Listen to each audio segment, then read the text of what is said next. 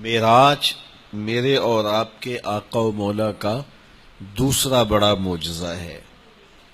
سب سے بڑا معجزہ جو حضور کو عطا ہوا وہ معجزہ قرآن ہے، اور دوسرا بڑا معجزہ جو حضور کو عطا ہوا وہ معجزہ معراج ہے۔ اب جو لوگ اس کا انکار کرتے ہیں وہ کہتے ہیں کہ یہ واقعہ ہو نہیں سکتا۔ ابو جہل نے اس پہ پراپیگنڈا کیا اور اس نے سمجھا ایسا موقع مجھے زندگی میں دوبارہ نہیں ملے گا۔ باقاعدہ اس نے ایک ڈھولچی بلایا جو مختلف چوکوں میں جا کے ڈھول بجاتا تھا، اور لوگ جمع ہوتے تھے اور یہ پھر پہنچ جاتا تھا وہاں اور لوگوں میں گفتگو کرتا تھا کہ یہ نئی بات سنو، یہ کہتے ہیں کہ مسجد حرام سے لے کے مسجد اقصی تک گیا ہوں اور رات کے مختصر حصے میں واپس بھی پلٹ آیا ہوں، بتاؤ تو صحیح یہ بات ماننے میں آتی ہے؟ تو لوگ انکار کرتے، پھر یہ تمسخر اڑاتا۔ حضرت سیدنا صدیق اکبر رضی اللہ تعالی عنہ سے ملاقات ہو گئی تو ابو جہل انہیں کہنے لگا اگر کوئی کہے میں مسجد حرام سے مسجد اقصی تک گیا ہوں اور رات کے مختصر حصے میں پلٹ بھی آیا ہوں تو ابو بکر تم بتاؤ کیا یہ ممکن ہے؟ تو آپ نے برجستہ کہا یہ نہیں ہو سکتا، 1 مہینہ جاتے ہوئے لگتا ہے، 1 مہینہ آتے ہوئے لگتا ہے، چھو کے بھی آنا ہو تو 2 مہینے چاہیے، تو یہ بات ماننے میں نہیں آتی۔ ابو جہل سمجھا لوہا گرم ہو گیا، اب چوٹ ٹکانے پہ بیٹھے گی، کہا پھر تیرا ہی یار کہتا ہے۔ تو حضرت ابو بکر صدیق نے کہا کہ ان نے کہا ہے؟ تو کہا ہاں وہ کہہ رہے ہیں۔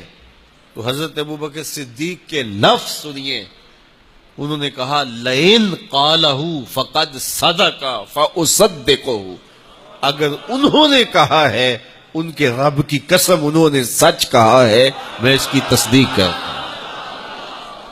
علماء نے لکھا ہے فبذالک سمی صدیق، اسی وجہ سے آپ کا نام صدیق پڑ گیا کہ آپ نے واقعہ معراج کی بلا تعمل تصدیق کی تھی، تصویب کی تھی، تائید کی تھی۔ جو لوگ کہتے ہیں یہ واقعہ نہیں ہوا، وہ کہتے ہیں کہ اتنی سرعت کے ساتھ ایک جسم جائے بھی اور پلٹ کے بھی آئے، یہ کیسے ہو سکتا ہے؟ تو اس کا جواب علامہ فخر الدین رازی نے تفسیر کبیر میں دیا ہے۔ فرماتے ہیں کہ حضرت سلیمان نے کہا مجھے تخت بلقیس چاہیے۔ جنوں میں سے ایک بڑا دیو ہیکل جن کھڑا ہوا، کہا کہ میں دوپہر تک مجلس برخاست ہونے تک تخت حاضر کر دیتا ہوں۔ بہت بڑی بات تھی نا، لیکن حضرت سلیمان نے کہا نہیں مجھے اس سے بھی پہلے چاہیے۔